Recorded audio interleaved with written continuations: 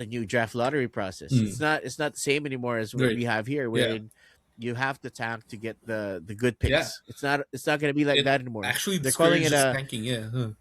yeah, they're calling it a 3-2-1 Mhm.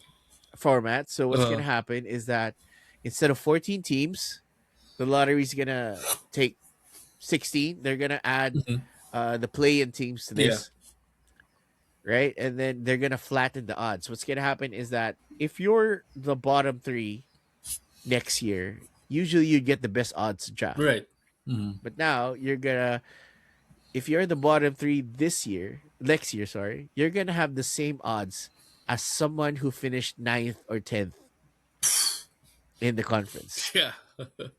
That's gonna be it's kind Yeah. of like a relegation without the Yeah. relegation. I know Draft relegation. it's Yeah. famous in the football, right? Mhm. It's Right. famous Right. in football. Yeah.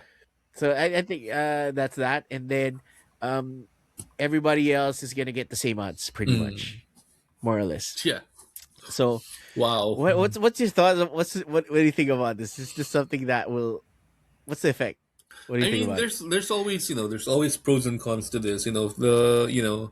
The pros, of course, yeah, of course, it was a move that was instituted to obviously discourage tanking, which has just gone on the last few years. Especially in the draft class where where either which is number one highly stacked or number two there's one once in the generation player that's gonna come out of the draft.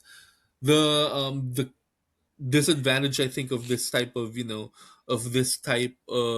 setup is that if your team is genuinely bad, you know, then it kind of diminishes your chance of getting a prize blue chip athlete from the college or international ranks.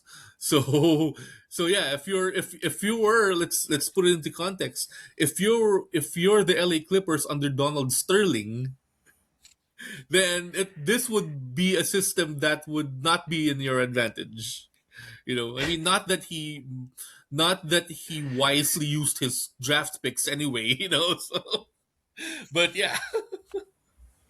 Shout out Michael Olowokandi, the Candy The Man. candy man.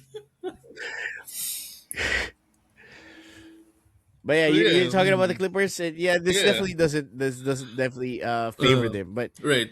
I mean, you have teams like Utah's doing that right now. They're Mm, actively tanking. It's right. horrible to Yeah. watch, right?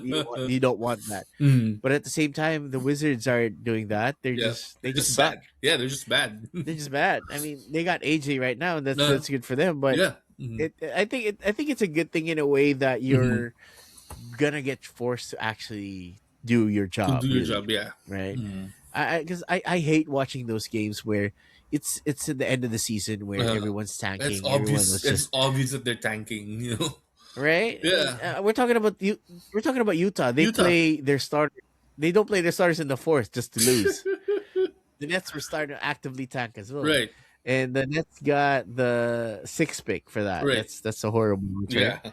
right? So it's a horrible situation that I understand that they had to solve, Mm. but then I'm what I'm worried about here is that you're with the flattened odds. I don't want to see.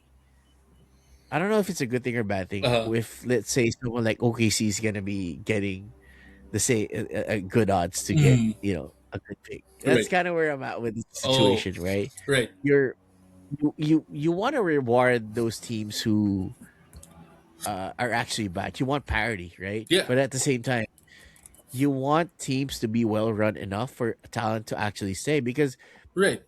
the problem with tanking, if you're actively tanking, is that okay? So you're horribly bad. You're Mm. organizationally bad. Right. You can't just automatically turn it off and you be good again. And that kind of, Mm. if you're a rookie, I mean, Zion Williamson is a good example of this. I Right. don't know if you're because when I bring this up because when the lottery ball was announced and the Wizards got the first pick, the the consensus first pick AJ Dibansa, Uh-huh. he was stone faced, man. He was like, you know the feeling when you're Yeah. just forced to be there Yeah. and all that stuff. Yeah. Yeah. Yeah. It was similar to when Zion was when the Pelicans got the first pick Right. and Zion was he was just You know, it was like he looked like he lost some money in the casino prior to go there because Yeah. he didn't want to go to he Yeah. didn't want to go to New Orleans because Oh.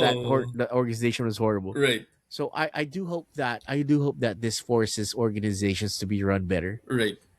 and just just play, man. Just Yeah. put out the best product out there and see where it goes. That's really it. I Yeah. love the fact that the bottom teams are gonna get punished for Mhm. this. Yeah.